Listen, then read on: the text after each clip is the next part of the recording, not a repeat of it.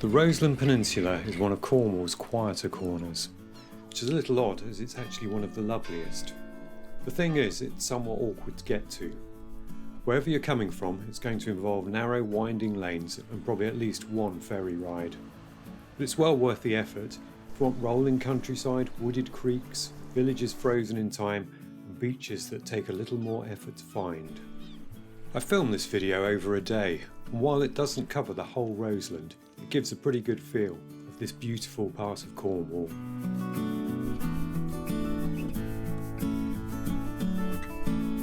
From most directions, the King Harry Ferry is an ideal way to get here.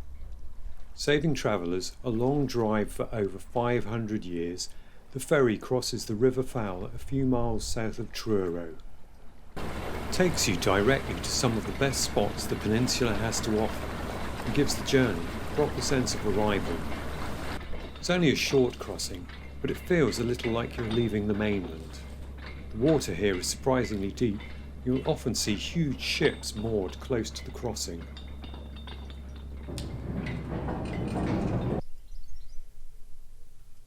Our first stop is a couple of miles up the road and is a real must-see.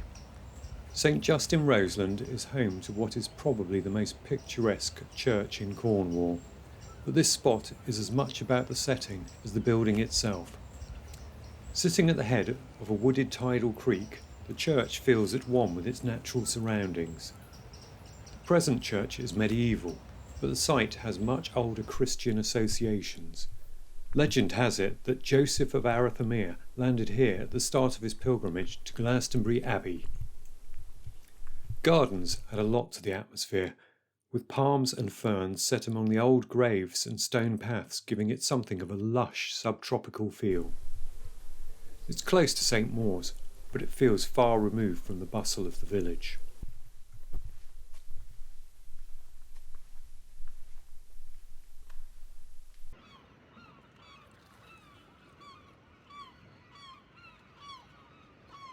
From St Just, it's only a short drive to St Mawes, the de facto capital of the Roseland, and the only place you're likely to see a crowd.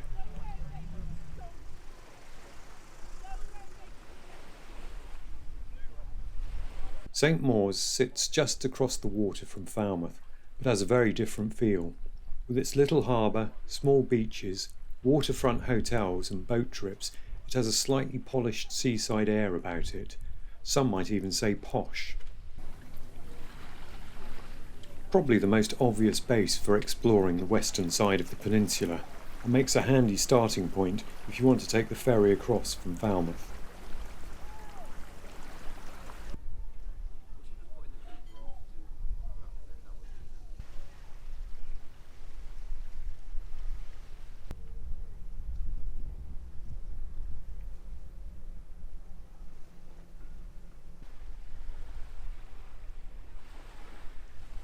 Just beyond the village is St Mawes Castle. Along with Pendennis Castle on the opposite side, this clover-leaf-shaped little castle was built to guard the entrance to Falmouth Harbour. It dates back to the reign of Henry VIII, when invasion by France or Spain was on the cards. The site was chosen for its wide views over the harbour entrance, passing boats into the Falmouth side of the water, which you can still very much appreciate today. The threat of death by cannonball seemed to dissuade the Europeans, but the castle held out for about 5 minutes in the English Civil War, when it was quickly captured by the Roundheads from the landward side. At the western tip of the Roseland is St Anthony's Head. From here there are views across the water towards Falmouth Bay, and the headland has quite a rugged feel. But I have to ask myself, was it worth the seemingly endless drive down twisty lanes that were mostly only wide enough for one car? Well, yes, but not so much for the view. Firstly, there's the lighthouse. Those of you who are at least as old as me will be delighted to know that this is the lighthouse that featured in the 80s kids TV series Fraggle Rock. I have to say, I saw no Fraggles and no Doozers. You can actually get a ferry across to this part of the Roseland from St Mawes, but that required far too much planning for my haphazard and slightly random trip.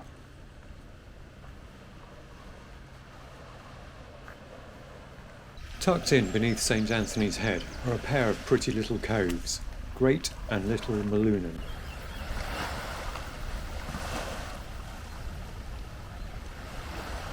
These beaches look across the water towards Falmouth, and on a clear day the water here can look almost Mediterranean, although the temperature will usually remind you quite quickly that it's not.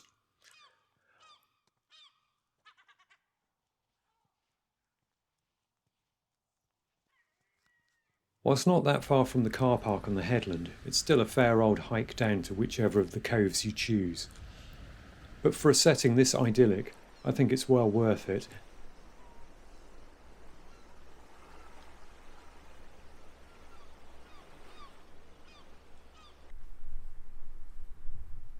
Moving further along the Roseland coast, we check out a couple of the Roseland's wildest and most impressive sandy stretches.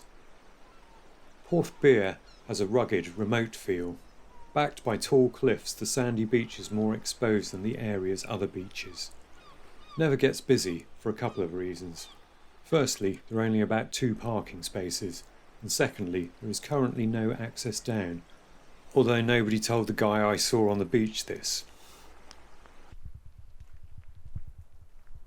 Towan Beach is much more accessible, with a broader, easy-going feel, views across Gerrans Bay and a less imposing backdrop.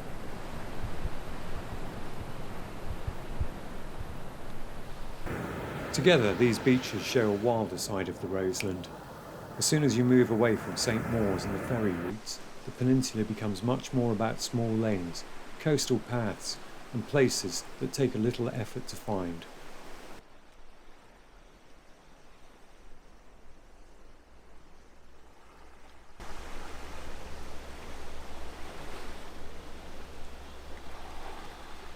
Portscatho is the Roseland's other main coastal village. It sits on the eastern side of the peninsula, looking out over Gerrans Bay, and compared with St Mawes, Portscatho feels more genuine.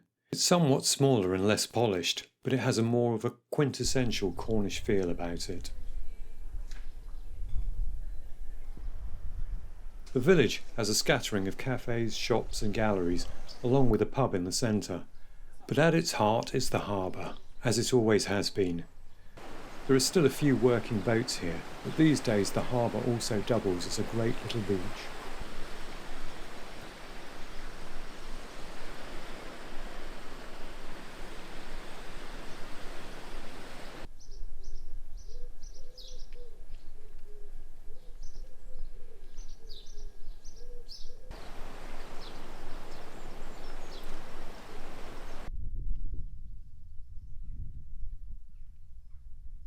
Heading less than a mile inland, we come to the pretty little village of Veryan.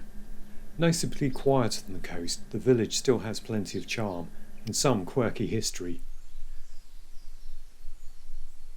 Veryan is best known for its roundhouses, small circular thatched cottages built in the early 1800s. There are 5 of these dotted around the village. The story goes they were built by the then vicar of Veryan, Jeremiah Trist, for his 5 daughters. Why are they round? Well, the theory was if they had no corners, there would be nowhere for the devil to hide and thereby corrupt any of his daughters. Whether it worked or not, we don't know.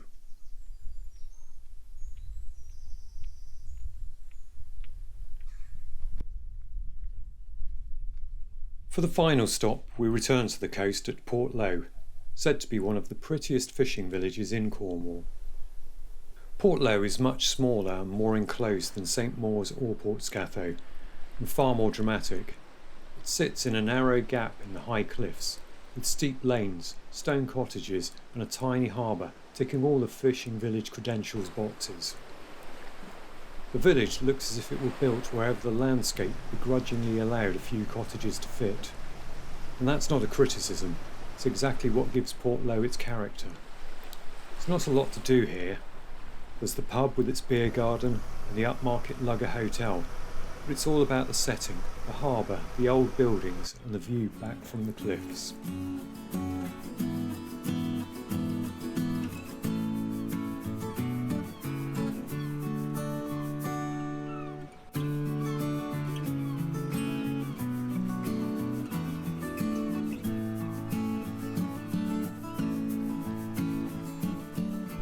The Roseland Peninsula is a special part of Cornwall, with a lot of variety in a small space. It feels different the moment you alight the ferry across the Fowl. It's a part of Cornwall that only works when you take it slowly. The distances are not great, but the lanes are narrow, the viewpoints are easy to miss, and the best moments are often the ones between the obvious stops. For me, that is what makes the Roseland well worth exploring.